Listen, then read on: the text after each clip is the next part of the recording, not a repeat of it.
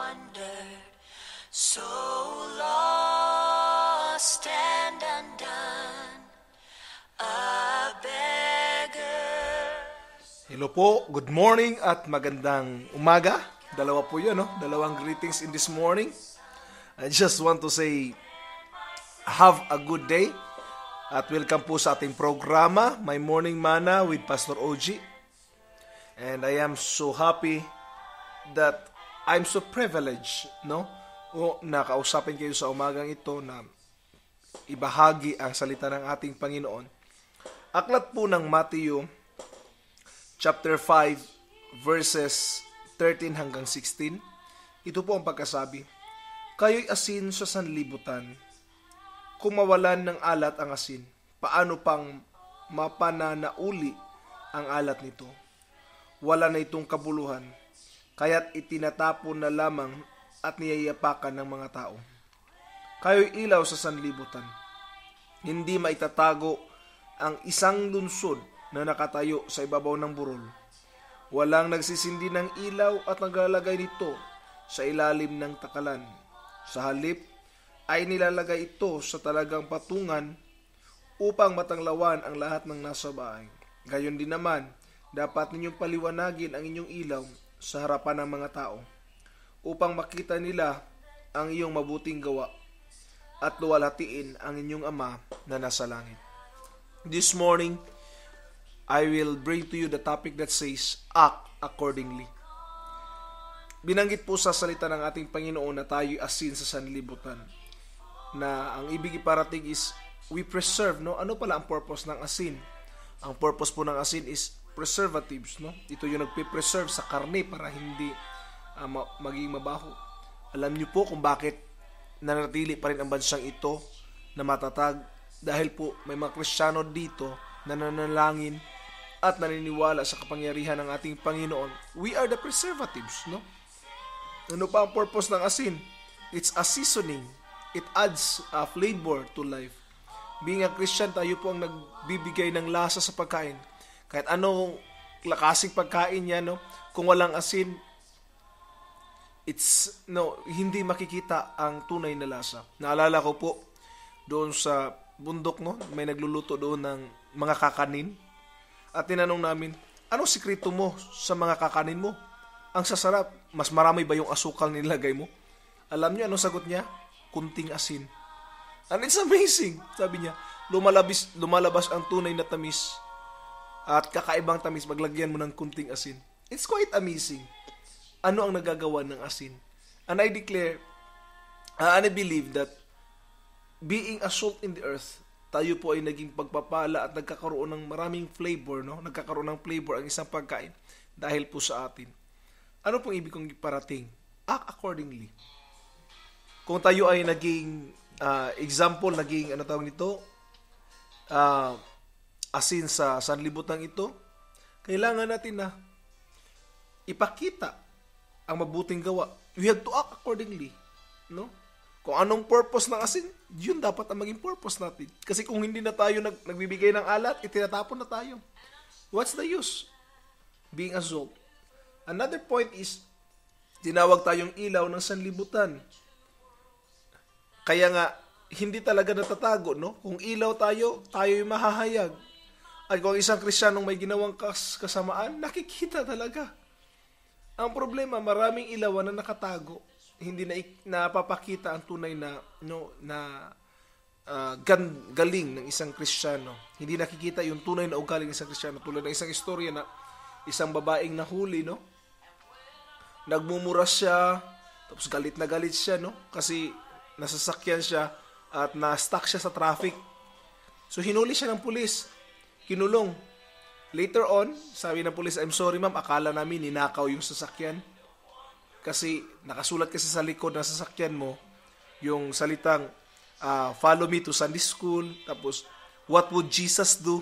Na sticker sa likod ng sasakyan mo. Akala namin ninakaw. Bakit? Hindi pinapakita ng isang Kristiyanong ito yung tunay na ugali ng isang Kristiyano. Bago sa pinapakita niya ay ang masamang ugali. Kaya po kung tayo isang Kristiyano at nagpapakita ng masamang ugali, we are not representing Christ. Pinapahiya natin si Kristo. Kung tayo po ay chismis ng chismis, anong mangyayari? Pinapahiya natin si Kristo. Kung tayo sinisiraan natin ang ibang tao, hindi ang ibang tao pinapahiya natin. Ang Panginoon na pinaglalingkuran natin.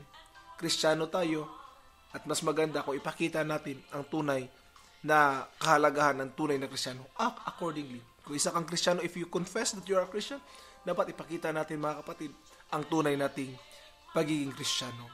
And I believe we cannot do it by our own selves. Kailangan po natin ang tulong ng ating Panginoon. So it's time to declare and it's time to reflect on these things and start to live accordingly. Celebrate me in that land of wonder where nothing can compare. Minsan pa po nagbabalik ang inyong lingkod para po sa ating biblical truth na pag-uusapan po sa umagang ito. Ito po ang binanggit ko po dito sa biblical truth ko. People claim to be Christians, but their actions oppose to their professions. Marami ng mga Kristiyano na nag-profess na Christian sila, nagsasabi na I'm a Christian, pero yung action nila is opposite, no? Kabaliktaran sa kung ano ang ginagawa nila. It's true. Hindi matatago yan, mga kapatid. Maraming nagkiklaim. Minsan nga, tinanong ako minsan, sigarilyo? No, di. Inom? Sabi ng isang Muslim, hindi. Muslim ka? Hindi. Christian. Sabi, akala ko ba Christian umiinom? So, maling feature na po ng Christianity ang akala ng ibang lahi. Which is a wrong point, no? Akala nila pag Kristiyano ka, malaya ka na lahat gusto mong gawin. At sinasabi ko, hindi eh. Maling point, maling identification ang meron tayo. Kaya po, by God's glory, we will live and act accordingly based on the Word of God, based on the expectation of Christ for us. No, we have to live the right life. They profess Christianity, but their action reveals the other way. It's true. People professing Christianity, but their actions reveals the other way. Ano ibig sabihin ng reveals the other way? Yung ibang yung opposite sa expected sa kanila, siya namang ginagawa nila, no? Chismis dito, chismis doon, away dito, away doon. Hindi po naghahatid ng magandang beneficios bilang isang Kristiyano. I just want to challenge you this morning, no? We have to act accordingly. Kung sinabi ng Panginoon doon na gawin ito, din gawin natin, no? Pero sabihin mo, Pastor, mahirap eh. Tao lang ako. Yes, tao tayo. All of us are men and human. We have temperaments. Kaya nga po si Jesus Christ ay nagkatawang tao upang ipakita sa atin na kaya pala ng isang tao na mamuhay ng tama. He is our example. Si Jesus Christ ang ating example. Siya ang ating huwaran, no? Sa mga bagay na ito.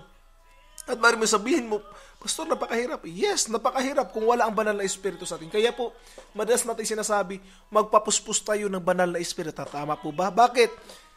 Ito po ang maghahatid sa atin ng ugaling maganda, no? Galatians chapter 5 verse 22 to 23 po, nakasulat yan. Galatians 5:22 to 23. Na binanggit doon na the fruit of the Spirit is love, temperance, meekness, gentleness, goodness. Yung mga bagay po na yun, no? Hindi po natin yung magagawa sa sarili natin, ang mga bagay sa sarili natin kakayanan lang. But we need the Spirit of God to guide us.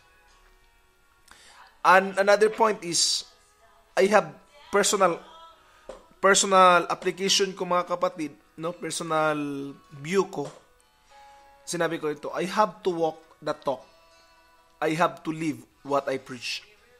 Kasi minsan po, porque preacher na ako, hindi ko na ipamumuhay, no? Mahirap po.